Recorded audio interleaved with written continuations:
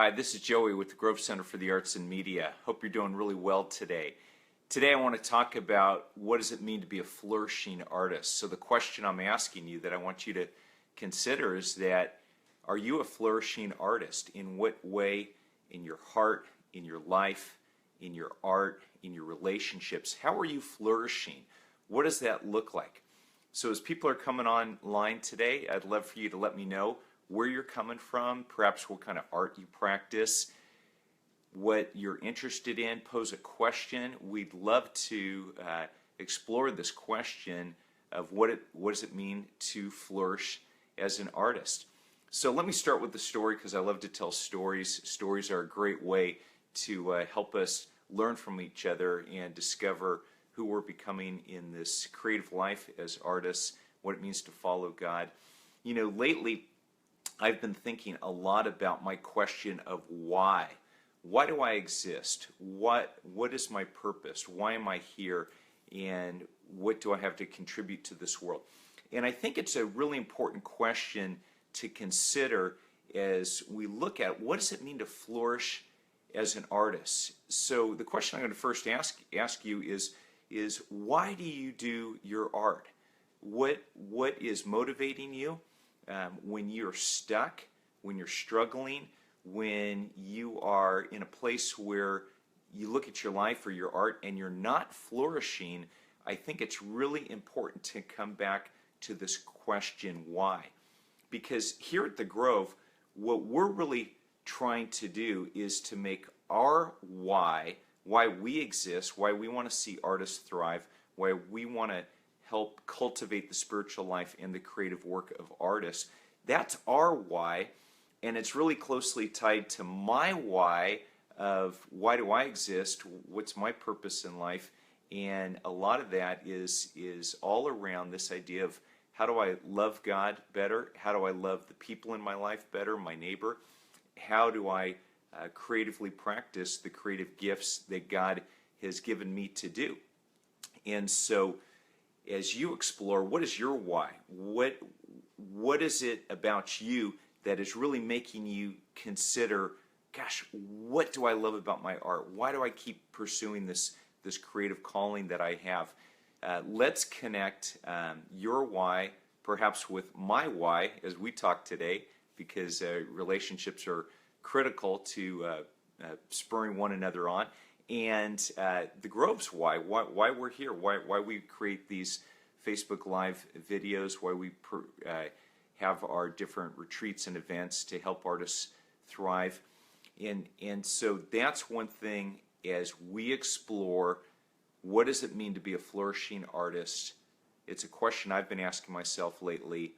Why do I do what I do? Why do you do what you do? And what are the steps perhaps that lead us to being a flourishing artist? Let me give you an example, a story of a woman who's a part of our Cultivated Artist group. You've heard me talk a little bit about it before. The Cultivated Artist experience is our 1 year journey to wholeness with a group of 12 to 15 artists. So we've had this first group going this past year.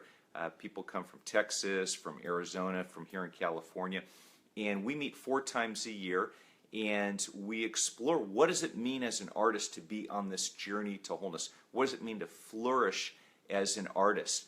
And one woman who's a part of our group, she came to what we call our getaway retreats, our getaway artist retreats last October.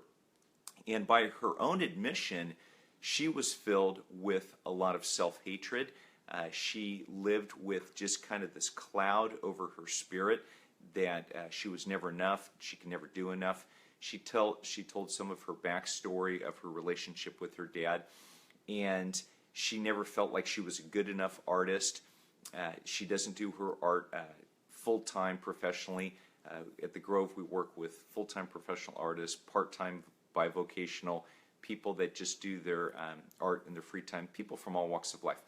But anyway, this woman, I'm not going to mention her name, but she told the story of how she had lived for years with self-hatred. So we had spent some time talking about that. We spent time praying with her, exploring, what were the roots of all that. By the end of the weekend, she really experienced some significant breakthroughs, and there were these shoots of life that she was beginning to flourish. Just like it's spring now. Hopefully, for those of you in the Midwest or back east, you are beginning to thaw out a little bit.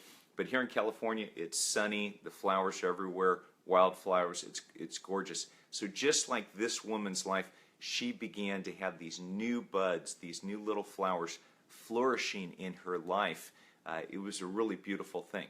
So fast forward, we had our next Cultivated Artist gathering just at the beginning of March here. We did it on our Grove property, our 12-acre lemon and avocado farm. So we spent a whole day together with about 15 of us catching up and really exploring, okay, how do we continue this journey of wholeness in our walk with God, in our walk with one another, as we explore the creative gifts that God's given us. So as we were going around, the circle, just checking in with one another, asking how things have been going the past few months, this woman started by saying the most wonderful thing I think I've ever heard in 15 years of doing the Grove. She said, in reflecting upon her last experience at the Getaway Retreat, she said, "The raging bitch inside my head is gone." And when she said that, everybody just burst out laughing. It was such an incredible moment. She said, that woman is gone, and she's no longer raging and ranting, and all the criticism, all the self-hatred she had poured upon herself.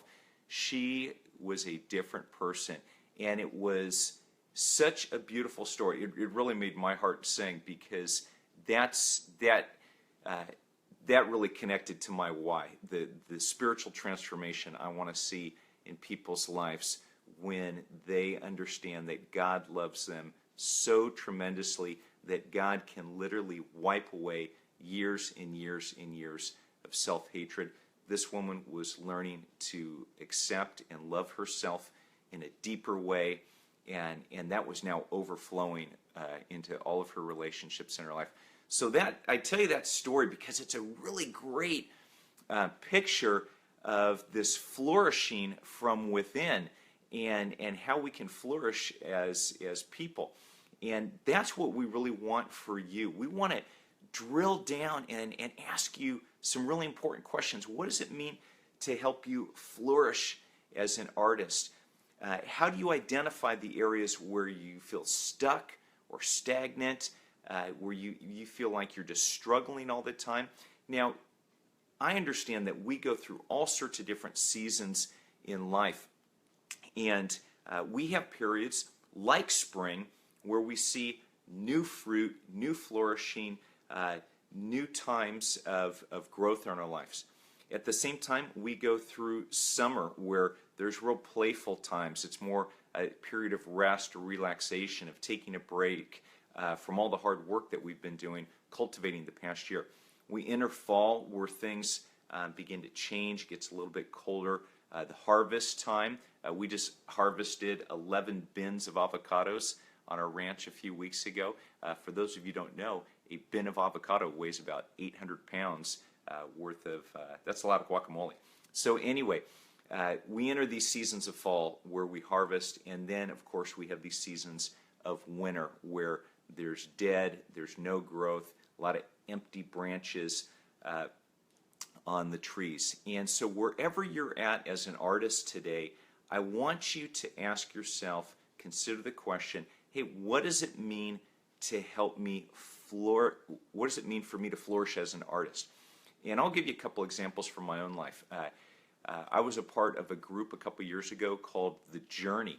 It's brought on by the Leadership Institute here in Southern California, and it was a 2-year retreat program that I really derived a lot of value for. They really talk about how to walk closely with Jesus and other people. And so in this 2-year retreat program that I was a part of, one of our participants, a woman by the name of Jan, she talked about how she took Mondays as a margin day. and she was talking about how she just allows Monday to be the time where she plans her week. She identifies all the things kind of left unfinished the previous week or in the past month. She just gives herself a lot of space to let Monday be whatever it needs to be so that she can plan and shape her week accordingly. And I thought to myself, that is such a simple idea, but it's a brilliant idea because she's talking about building margin into your life. And I've heard about margin and balance for years, but how do you really implement that? So as a result of that, last year I began implementing what I call Margin Mondays, where I really try to take some extended time just to look at my week and to identify the priority items that I want to accomplish for my writing. That's my work as an artist. I'm a writer. I look at the film projects that I've got going on. I look at the administrative things I need to get cut off, because I don't know about you, I can just get buried in administration and have a folder this thick of stuff that I got to get caught up on, and really produces a lot of anxiety. It leads to definitely not flourishing for me. So Mondays for me has become this idea of margin. Now, just saying that, I realize that a lot of you don't have the opportunity to take this nice idea of a Margin Monday, because you may have a full-time job, you may have commitments and responsibilities with your kids, your family, your work, whatever it is you're doing. But I have found that taking some time out of my week to have either an extended time to read, to pray, to have time alone with God, that helps me flourish. And it leads to flourishing. It's not like I flourish every day, because that's not realistic. We don't live like that. We have challenges, we have tests, we have problems. But that margin on Monday, so what I did yesterday, because it's a little bit warm here in Southern California now, and the morning was cool, I built a fire in our outside fireplace, and I wrote in my journal. I really took some time to cultivate my spiritual life, because I know when I do that, life seems to work better when I'm doing the things that help me flourish. I tend to love better and listen to people better, just life works better when we're taking care of our heart. So that's one example that I think, whatever your week looks like, to flourish as an artist, look at both your personal life but also your creative life. Where are you blocking out those times that are really going to contribute to helping you flourish? Now, let me give you another example of what it means to flourish, and I'll tell you a story. For years, I have had a passion. This is something you don't know about me, but I've got a passion for growing giant pumpkins. Yes, like the Charlie Brown Great Pumpkin Patch, I love to grow giant pumpkins. I did it when my kids are little. However, I am not the type of guy that can grow a 1,000-pound pumpkin. My giant pumpkins get to be about 30 pounds, and that's it. We live along the coast here in California, and it's just too cool. If we lived 10 miles inland, we could develop some flourishing giant pumpkins. But ever since my little granddaughter came along a year and a half ago, I've begun growing pumpkins again and planting seeds. So let me give you a picture. And I started with the question of, what does it mean to flourish as an artist? What does it mean to flourish in your personal life, your spiritual life, your creative life? So let me give you a visual picture. So for some of you today, you're going to feel like, okay, this is my life right now. This is my creative life. It may look like nothing but dirt, potting soil, no growth. But let me tell you something about this picture. Or this little vase, not a vase, it's a pot. Let me tell you about this little pot. Inside this dirt, there is seed. And at some point in time, something is going to grow out of this. So you may look at your life right now and say, all I see is this dirt. No growth, no nothing. I'm going nowhere as an artist. I have no money. My projects have been rejected. Whether you're a writer, as a writer, I've got a stack of rejection slips that are this big, and I've got them in my file. If I ever stopped writing because of those rejection slips, I never would have written all the books I've written. But you may be thinking, I'm facing all the different obstacles and there's really no growth. But let me tell you something. Inside that dirt, inside your heart, inside your life, there are seeds. There are seeds waiting to be watered. They're waiting for sunlight. They're waiting for growth. You have hopes, dreams, expectations, desires, all of which are God-given, your creative gifts. And you're just right now in this season. So I'd say give yourself some space, give yourself some grace, recognize that right now that may just be right where you are. So even though this pot is not flourishing right now, it doesn't mean that nothing is happening. Inside those seeds are latent energy for growth, which is exactly the way God designed it. So let me give you a second example.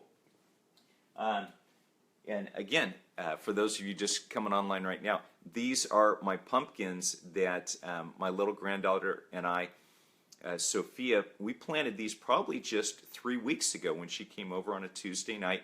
And here we have the early signs, the growth of pumpkin seeds. And if you're just tuning in now, what we're talking about today is what does it mean to flourish as an artist. So I'm giving you some practical potting pumpkin examples of flourishing. So these seeds are getting started.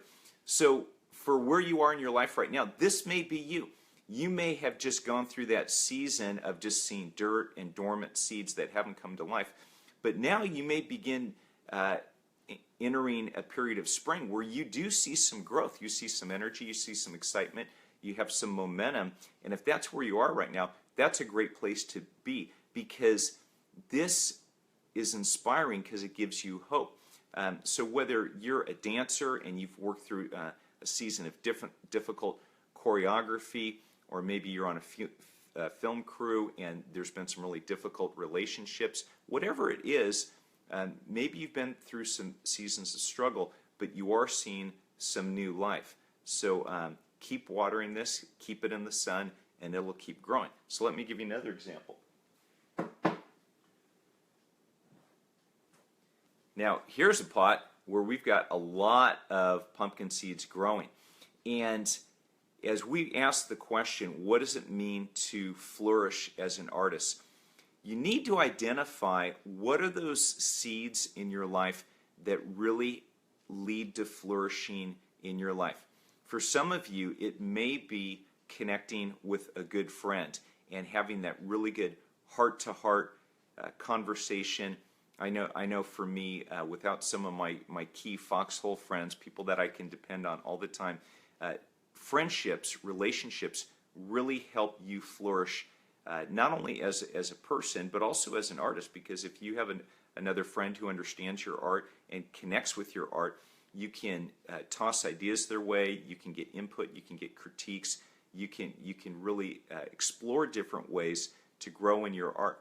So here, we've got these growing pumpkin seeds that are really beginning to flourish. For those of you just listening now, these are pumpkin seeds that my granddaughter and I, Sophie, she's 1.5-year-old, that we planted. And what was wonderful about this, let me say this as we talk about what does it mean to flourish. Some of you just need to play, because sometimes we get so caught up in our art, we get so serious, we get so focused in the weeds, we can't see the trees from the forest. And so when Sophie and I were planting these, she was all gung-ho. She was taking pumpkin seeds by the handful and putting them in here. So there's probably 20 pumpkin seeds in here, and we've got about 7 or 8 trees that have sprouted here, or trees or plants I should say. But Sophie, just being the little 1.5-year-old sweet granddaughter that she is, she was just stuffing seeds in here like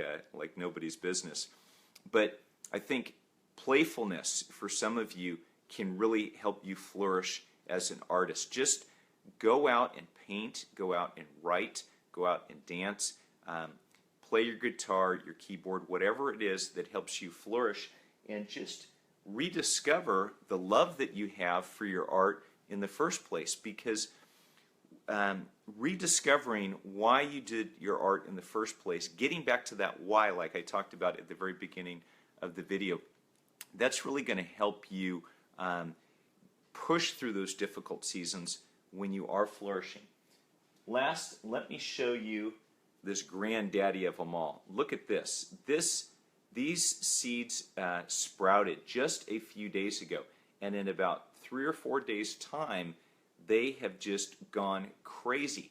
Now, pumpkins, they love to be watered. They love the sun. They love heat.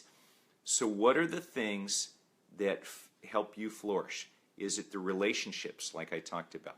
Is it reigniting a sense of playfulness in your art? Is it learning to turn off the negative critic in your head? I told the story early on of Heidi, my friend who had mentioned that filled with self-hatred, she had really become a different person, had been really transformed by God's love in her life and people supporting her. Now, check this out. That's how this seed started, this pumpkin seed. This is what it's become, and as this pumpkin plant, all these pumpkin plants become fruitful, they will create pumpkins, and pumpkin pie is my favorite dessert. I love pumpkin pie, but it all started with a seed. Here you have a flourishing pot. Imagine if your and my life might look like this flourishing pot, if we would flourish as artists, if we would flourish as followers of God, if we could look at our relationships to say, gosh, what does it mean to cultivate this sense of life and sustainability and beauty, and looking at what it means to thrive as an artist. That's how we want to help encourage you and move you forward. That's why we exist as the Grove. We want to see artists flourish and thrive. We really want to see you become the artist that you're meant to be. And you know, one way that we do that is we create these Grove online courses to help you really dig into some material that's going to ask you some great questions. We always want to give people practical tools and strategies, creative solutions. We certainly don't know everything there is to know about the arts and media. It's such a huge topic, such a huge domain. But one area that I think is really important to help develop a baseline for flourishing as an artist is really getting in touch with your hopes, your dreams, your desires, and also understanding your fears. And so for those of you that are looking for a deeper way, gosh, how do I flourish as an artist? I just want to let you know we've got a course for you if you'd like to check it out. It's called What Are Your Greatest Hopes, Dreams, Desires, and Fears? Because we haven't talked about fear today. I've talked about fear in other videos, but fear keeps us back from pursuing those great hopes, desires, and dreams that we have. And fear definitely keeps us from flourishing. So there's a link there at the bottom today. Really encourage you to pick up the course. It's 8 videos. It's really cheap. Not trying to push or sell anything, but if anything I've said today really resonates with you about what it means to flourish, I want to just give you more tools and help you out. And hopefully you'll check out that 8-video course today and take advantage of it. Drop me a note. I want to know, how are you flourishing? What are the things that help you flourish as an artist? Some of you, maybe it's a good glass of wine as you paint, or a cup of coffee, or maybe chocolate. Whatever it takes to help you flourish as you keep pursuing the creative calling God's given you. Want to encourage you to do that today. So thanks for listening. Drop me a note. If you like this video, give us a like or share it with your friends. Encourage someone else today. Thanks so much, and have a great day. Bye now.